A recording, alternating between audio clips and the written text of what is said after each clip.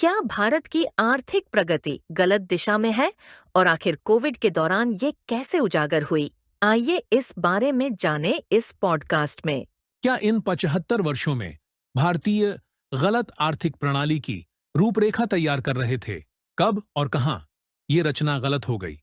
और इससे भी बदतर यह है कि क्या भारतीय इस बात से अनजान है? भारत की असल आर्थिक मजबूती कोविड जैसी महामारी के कारण बेनकाब हुई। जिस वक्त से लॉकडाउन भारत में शुरू हुआ, उस वक्त से संक्रमण फैलने के अलावा एक दूसरी चिंता जो बढ़ रही थी, वह गरीबों का पेट भरने की थी।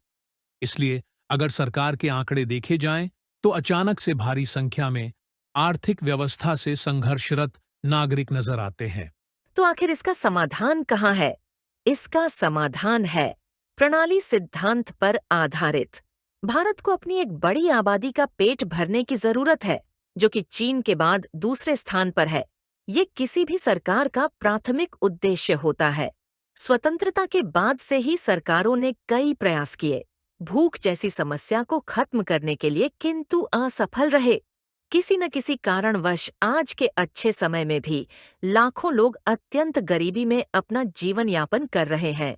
भारत जैसा देश अभी भी कम मनोहर हवाई अड्डों और सीमित क्षमता वाली इमारतों में गुजारा कर सकता है। शहरी ई कॉमर्स पर नई चीज की खरीदारी पर डिजिटाइजेशन के स्तर को कम किया जा सकता है। कुछ एसयूवी और लग्जरी कारें प्रति व्यक्ति अभी भी टिकाऊ है। ऐसा लग रहा होगा कि ये एक कठोर समाजवादी दृष्टिकोण है, किंतु ये आवश्यक है, क्योंकि बिना भोजन के भारतीय अर्थव्यवस्था को चलाना असंभव है। एक बार अगर आबादी को पेट भर खाना और स्थायी निवास दे दिया जाए, तो उन्हें पूरी तरह से उद्यमिता यानी एंटरप्रेन्योरशिप के लिए छोड़ा जा सकता है। अंतर्राष्ट्रीय आर्थिक संबंधों पर अनुसंधान भारतीय परिषद के paper housing for India's low income urban house holds A demand perspective नामक शीर्षक के अनुसार अभी भी 17 लाख से अधिक भारतीय बेघर है। इसके अतिरिक्त एक अनुमानित आंकड़े के अनुसार 2018 में देश में करीब 3 करोड़ आवासीय कमी थी, जो 2012 से 1.8 करोड़ बढ़ गई थी। 80 के दशक में ब्रिटेन ने समान गलती की थी। उन्होंने ज्ञान अर्थतंत्र यानी कि नॉलेज इकोनॉमी के लक्ष्य की प्राप्ति के लिए अपनी अर्थव्यवस्था में संरचनात्मक परिवर्तन किए, जिसका परिणाम असमानता में देखने को मिलता है। जबकि राष्ट्र की संपत्ति लंदन शहर के एक वर्ग मील में बसी हुई है, वेल्स, स्कॉटलैंड और उत्तरी आयरलैंड अपने पारंपरिक व्यवसाय खो चुके हैं। इस रूपांतरण के 40 वर्ष बाद भी यहाँ की जनसंख्या आवश्यक ज्ञान और उद्यमिता कौशल के साथ ज्ञान अर्थतंत्र को चलाने के लिए अभी भी तैयार नहीं है। सभी छोटे बड़े देशों को पहले अपनी जनसंख्या का पेट भरने की आवश्यकता है। भारत के बाहर की दुनिया को भी भोजन की आवश्यकता है। इसलिए ये अत्यावश्यक है कि भारत न केवल अपने लिए बल्कि निर्यात के लिए भी अन्न उगाए। भारत की कृषि क्षमता अभी भी सही सलामत है। ये अच्छी खबर है, दक्षता कम नहीं हुई है। 2021 तक कृषि निर्यात और संबद्ध उत्पाद 17.34% से बढ़कर 41.25 बिलियन डॉलर यानी लगभग 3.10 लाख करोड़ रुपए हो गए। आमतौर पर ये पिछले 3 वर्षों से 35 बिलियन यानी लगभग 2.62 लाख करोड़ रुपए रहा है। रक्षा निर्यात की ही तरह कृषि भी प्रभाव शून्य यानी कि रिसेशन प्रूफ है। यहाँ तक कि घोर आर्थिक संकट में भी भोजन की मांग बनी रहेगी। अतः जो अर्थशास्त्री भारतीय अर्थव्यवस्था को मानसून की सफलता से अलग करने की कोशिश कर रहे हैं, वह पाएंगे कि पूरी अर्थव्यवस्था को ही दुनिया की चक्रीय अर्थव्यवस्था से अलग किया जा सकता है। इस प्रकार यहाँ पर एक व्यापक क्षमता मौजूद है भारत के किसानों को उतना ही समृद्ध बनाने की जितना अमेरिका में रक्षा क्षेत्र में काम करने वाले हैं। कृषि उत्पादन को धीमा करना और उसके महत्व को कम करना भारत के लिए आर्थिक और सामाजिक विपदा होगी। ये स्थिति दोबारा से भारत के पेट्रोलियम के खपत की कहानी की तरह होगी। भारत के पास अत्यधिक मात्रा में वाहन है, किंतु घरेलू तेल का उत्पादन पर्याप्त नहीं है। 2019 में भारत दुनिया का तीसरा सबसे बड़ा कच्चे तेल का आयात करता था, जिसने इसमें 6.6 लाख करोड़ रुपए खर्च किए। अतः वर्तमान में केंद्रीय चालू खाते का अधिकांश भाग तेल के आयात में व्यय हो जाता है। इसी तरह यदि हम कृषि में चूक करेंगे और खाद्यान्न के आयात पर निर्भर हो जाएंगे तो ये गरीबों पर प्रहार करेगा और गरीबी बढ़ जाएगी। अर्थव्यवस्था के अन्य क्षेत्रों को कृषि के साथ संरेखित यानी रियलाइनिंग करना ही इसका उत्तर है। तो आखिर कैसे अर्थव्यवस्था के अन्य क्षेत्र संरेखित किए जा सकते हैं? मौजूदा निर्माण क्षमताएं कृषि उपकरणों को मजबूत और आधुनिक बना सकती है। भारत कृषकों को अभी भी खेतों को बैलों द्वारा जोता जाना नहीं देख सकता। इसके विपरीत एक किसान आराम से हर मौसम में उपयुक्त वातानुकूल ट्रैक्टरों में आराम से बैठ सकता है। गांवों में बिजली की किल्लत बीते दिनों की बात हो सकती है। अगर सौर और पवन ऊर्जा की खेती भी कृषि के साथ साथ की जाए, स्टॉक एक्सचेंजों यानी सेंसेक्स या निफ्टी के बजाय अधिक कमोडिटी एक्सचेंज हो सकते हैं। National commodity and derivative exchange यानी NCDEX के अनुसार 320 किसान उत्पाद संगठन यानी FPO के 8.83 लाख किसान सदस्यों ने वायदा बाजार यानी फ्यूचर्स मार्केट में हिस्सा लिया। इनमें से करीबन एक तिहाई यानी 130 FPO ने 3.20 लाख किसानों का प्रतिनिधित्व करते हुए कमोडिटी वायदा बाजार का उपयोग बाजार मूल्य जोखिम यानी प्राइस रिस्क को रोकने के लिए किया। उत्पादों के अच्छे मूल्य केवल दक्ष यानी एफिशिएंट वित्तीय लेन देन द्वारा ही प्राप्त हो सकते हैं। वैसे भी भारत की केवल 5% जनसंख्या प्रतिभूति शेयर एक्सचेंजों का उपयोग करती है। ज्यादातर ये कारपोरेट और संस्थागत निवेशक हैं। ग्रामीण सड़कें कृषि ढुलाई के लिए मार्गावरोध है और कृषक परिवारों की गरीबी के लिए मुख्य कारक भी है। ग्रामीण उच्च गति वाले प्रमुख मार्ग हो सकते हैं।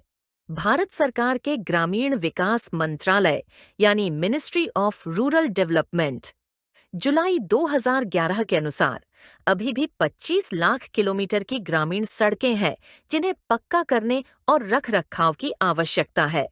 ये देश की कुल ग्रामीण सड़कों का लगभग 30% है। ये गुणवत्तापूर्ण निर्यात के लिए बाजार और बंदरगाह पर तेजी से वितरण की सुविधा को सुगम करेगा। शहरों में मनोहर बहुमंजिला वातानुकूल शॉपिंग सेंटरों के बजाय हर मौसम में उपयुक्त नहर सिंचाई प्रणाली या खाद्य और अनाज भंडारण संजाल यानी कोल्ड स्टोरेज नेटवर्क के लिए शीतगृह हो सकते हैं। उपभोक्ता मामले विभाग यानी मिनिस्ट्री ऑफ कंज्यूमर अफेयर्स के अनुसार भारतीय खाद्य निगम यानी फूड कॉरपोरेशन ऑफ इंडिया के भंडारण सुविधाओं में 1550 टन से अधिक खाद्यान्न क्षतिग्रस्त हो गया। सरकार की गणना के हिसाब से ये 43,000 छोटे आकार के परिवारों के 12 महीने के आहार के बराबर है। 2015-16 में ये सबसे बुरा रहा, जब बर्बाद हुआ अनाज 3,116 टन था। मानसून में बफर स्टॉक यानी सुरक्षित भंडारण पद्धति को सड़ने देना या उसे जंगली जानवरों को भेंट चढ़ाना शुद्ध आपराधिकता है। भारत में सभी नदियों को जोड़ा जा सकता है ताकि किसानों को बाधा रहित जल आपूर्ति प्राप्त हो सके। बजाय गगनचुंबी स्मारकों और मूर्तियों के आज की तुलना में कृषि क्षेत्र और अधिक महत्वपूर्ण हो सकता है। भारत का केवल 60.43% भाग कृषि क्षेत्र के अधीन है। ये आजादी के बाद से लगभग 60% रहा है, भले ही कृषि प्रौद्योगिकी और विज्ञान में सुधार हुआ हो। नाइजीरिया और बांग्लादेश जैसे विकासशील देशों ने समय के साथ कृषि भूमि प्रतिशत में वृद्धि की है। वन रोपण कार्यक्रम भारतीय मौसम प्रणाली में स्थिरता लाएगा और फसल की बर्बादी में गिरावट होगी। फिलहाल किसी भी सरकार में किसी ने भी इस योजना पर काम नहीं किया। भारत की मौसम प्रणाली को स्थिर करने के लिए बहुत प्रयासों की आवश्यकता है। ये एक दीर्घकालिक दृष्टिकोण है और विभिन्न सरकारों को इस दिशा में संयुक्त प्रयास करने की जरूरत है। वित्तीय क्षेत्र कृषि ऋण, बीमा और उत्पादों की आवश्यकताओं की पूर्ति कर सकता है। इसके अतिरिक्त उच्च प्रौद्योगिकी डिजिटलीकरण को बढ़ाने से फसल प्रबंधन और विमान वर्णक्रम मापी यानी स्पेक्ट्रोमीटर से परिपक्व फसलों की निगरानी करके सही समय पर उनके प्रबंधन को सुगम करेगा। सभी विश्वविद्यालयों में कृषि अनुसंधान और प्रबंधन के लिए मुख्य विभाग क्यों नहीं हो सकते? भारत में 1000 से अधिक विश्वविद्यालयों के साथ, जिनमें से 54 केंद्रीय और 416 राज्य विश्वविद्यालय है, भारतीय कृषि अनुसंधान परिषद यानी Indian council of agricultural research ने सिर्फ 3 केंद्रीय विश्वविद्यालयों और 63 राज्य विश्वविद्यालयों को मान्यता दी है। ये भारत जैसे देश के लिए निराशाजनक 10% विश्वविद्यालय बनाता है। आज लाखों एमबीए ग्रेजुएट सिर्फ मूंगफली और आलू के पैकेट बेच रहे हैं। एक रिपोर्ट के अनुसार व्यावसायिक स्कूल के सिर्फ 10% स्नातक रोजगार के योग्य है। इस गणना के अनुसार अगर भारत हर साल 3 लाख प्रबंधन स्नातक पेश करता है तो केवल 30,000 से 35,000 ही रोजगार योग्य है। उन निराश न्यून उपयोग प्रतिभाओं का इस्तेमाल रसद प्रबंधन यानी लॉजिस्टिक्स मैनेजमेंट, वस्तु सूची प्रबंधन यानी इन्वेंट्री मैनेजमेंट, तकनीकों, श्रम प्रबंधन यानी लेबर मैनेजमेंट, वित्त पोषण यानी फाइनेंसिंग आदि में अधिक कल्पनाशील नवरचना करने में क्यों नहीं किया जा सकता? यदि कृषि को एक अच्छी कमाई और भरोसेमंद मुनाफा कमाने वाला पेशा बनाने का लक्ष्य रखे तो कई प्रतिभावान बेरोजगारों को आसानी से उनकी योग्यता अनुसार रोजगार का साधन प्राप्त हो जाएगा। क्योंकि यह स्थिति केवल वर्तमान में नहीं है, इसीलिए कोई भी इससे निष्कर्ष निकाल सकता है कि भारत एक सामाजिक आर्थिक प्रणाली के रूप में अपनी अधिकांश जनसंख्या का भरण करने में विफल रहा है। जैसा कि इस महामारी से प्रत्यक्ष प्रमाण मिला कि लाखों जिंदगियां जो वेतन पर गुजारा करती है, ऐसी परिस्थिति में ज्यादा देर तक नहीं टिक सकती। कृषक पूंजीवाद। यद्यपि हमारा दृष्टिकोण पक्षपातपूर्ण लगे, एक कृषक और समाजवादी के रूप में दुनिया भर में पूंजीवादी देशों के प्रतीक समाजवादी उपायों में लिप्त है।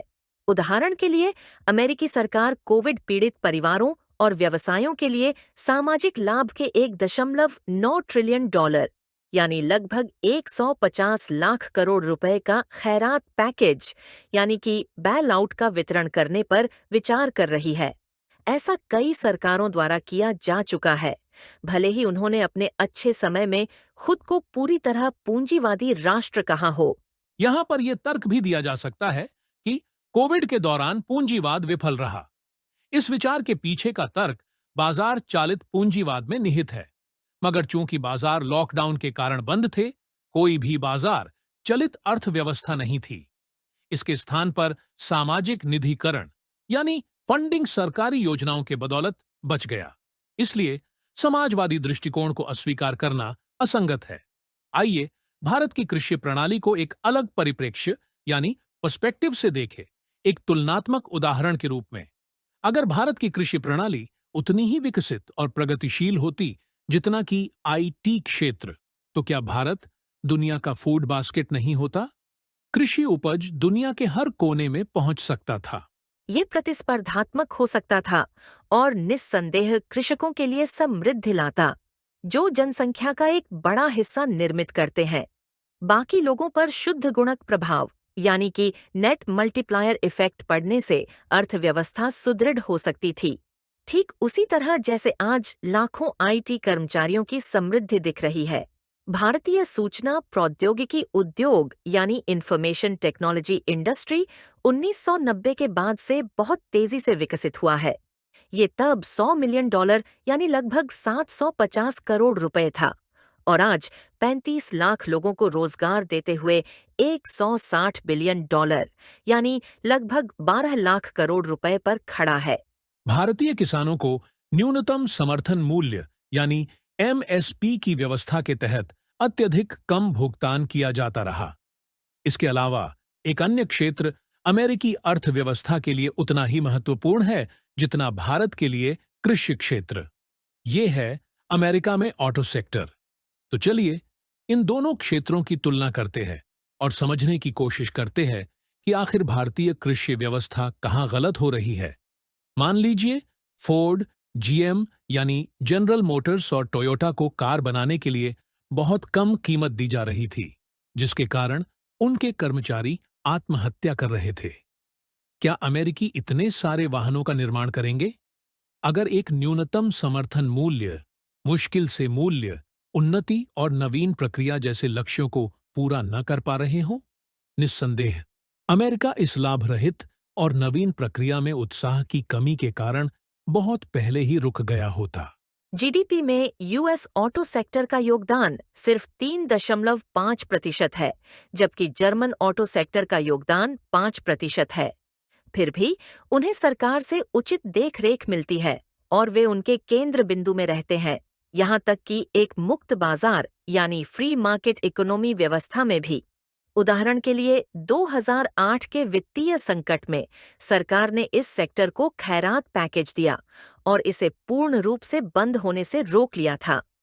भारत की तुलना में, जहां एक मिश्रित अर्थव्यवस्था है, कृषि सकल घरेलू उत्पाद में 18% का योगदान करती है, फिर भी अभी तक संघर्ष कर रही है। भारतीय किसानों को नुकसान उठाने को बाध्य किया गया या तो मजबूर किया गया खुद को गरीबी के पराधीन रहने के लिए। राष्ट्र का भरण पोषण करते हुए कर्ज के बोझ, खराब वित्त व्यवस्था और मौसम की अनिश्चितताओं के बीच खुद को बनाए रखने का उनका लचीलापन असाधारण है। देश की अर्थव्यवस्था को सही दिशा में ले जाकर उन्हें पुरस्कृत किया जाना चाहिए। ये गलती हमारे दृष्टिकोण में है। सभी भारतीय अर्थशास्त्रियों ने कृषि को अन्य क्षेत्रों जैसे उत्पादन, परिवहन, सेवाओं, शिक्षा, मनोरंजन आदि से जोड़ दिया, मानो ये उनमें से एक हो। ये क्षेत्रों को एक बराबर करने का तरीका और सामाजिक आर्थिक निर्भरता को अनदेखा करना शुरू से ही दोषपूर्ण रहा है। इसके बजाय कृषि को सभी आर्थिक गतिविधियों के ऊपर रखना चाहिए। ये महामारी ऊपर बताई हुई परिकल्पना की परीक्षा है। जैसा कि हमारे सामने प्रत्यक्ष है कि लॉकडाउन के दौरान सभी सरकारें जीवन रक्षक चिकित्सा सेवाओं के बाद सिर्फ भोजन और आपूर्ति श्रृंखला पर ध्यान केंद्रित किए हुए हैं। इस प्राथमिकता के ऊपर और कुछ नहीं आया। आर्थिक प्रणाली में बाकी सब कुछ स्थगित कर दिया गया। अस्तित्व सबसे ऊपर है या नहीं? इस तर्क से कृषि इस वर्गीकरण में स्वाभाविक रूप से सबसे ऊपर आ गई। किसी भी अन्य क्षेत्र की तुलना में अध्ययन के तौर पर भारत गलत नहीं होगा यदि वह अर्थव्यवस्था के सभी हिस्सों को कृषि की उप प्रणाली के रूप में वर्गीकृत करें तो किसी देश की संकल्पना का अस्तित्व समाप्ति पर होगा यदि वह कृषि के लिए नहीं है। विफलता के चेहरे के रूप में प्रवासी। ये हमें घरेलू प्रवासी समस्या को हल करने की ओर वापस लाता है। अगर कृषक अपने खेतों से पर्याप्त समृद्ध होते तो वह शहरों में जाने का जोखिम क्यों उठाते?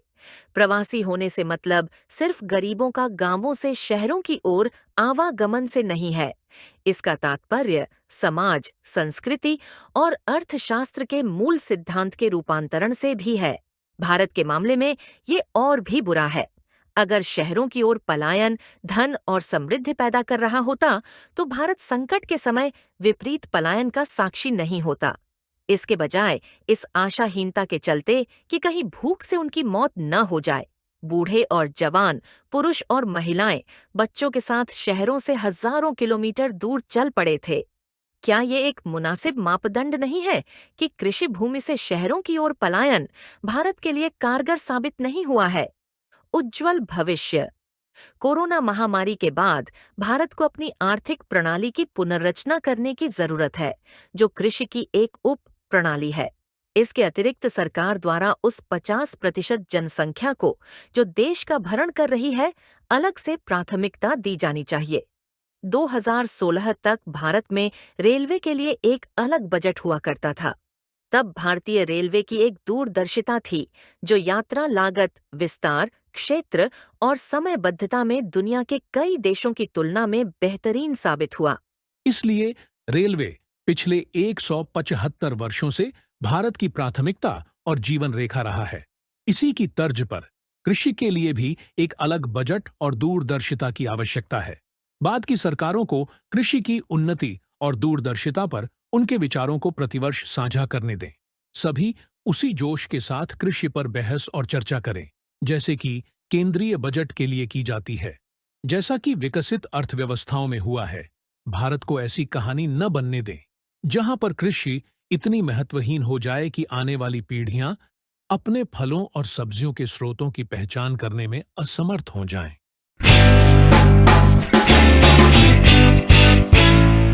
तो ये था एक्सपर्ट एक्स का एक और संस्करण। ऐसे अन्य विषयों के लिए हमसे आगे भी जुड़े रहिए। धन्यवाद।